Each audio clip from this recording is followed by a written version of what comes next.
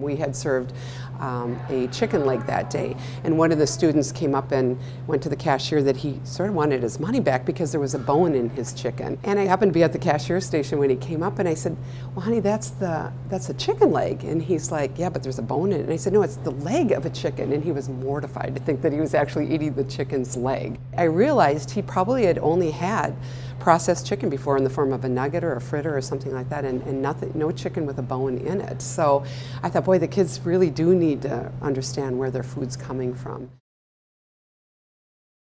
Farm to School is an initiative that really aims to connect school children from kindergarten through 12th grade with local farms and local foods.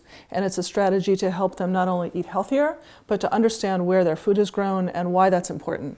Farm to School really began about 15 years ago, and today now we have about 38,000 schools that participate in Farm to School.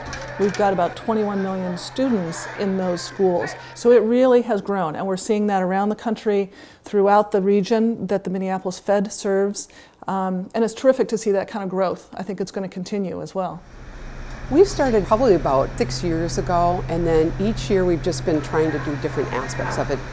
Farm to School to me is taking our farmers that just live right here in our community and accessing what they have and bringing it into our buildings so that the kids are able to try fresh fruits and vegetables that are just grown right here locally.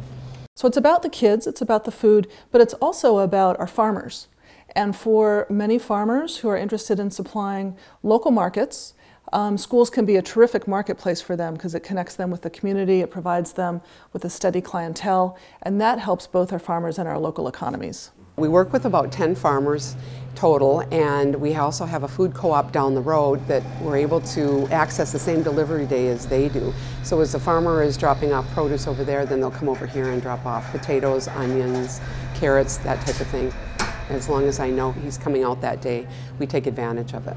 I had somebody call up this fall and just say, "Hey, I've got a whole bunch of Honeycrisp apples that I can't use. They're too small for the public.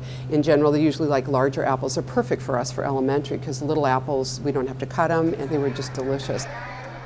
Farm to School really includes both our schools and our farmers, but also allied businesses that are in between the farm and the fork.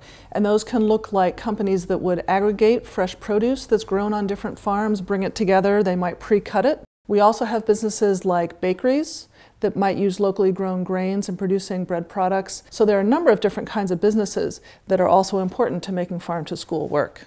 In the fall, we're able to get corn on the cob, we're able to get the melons and the berries. I try to find things that the kids maybe haven't been exposed to.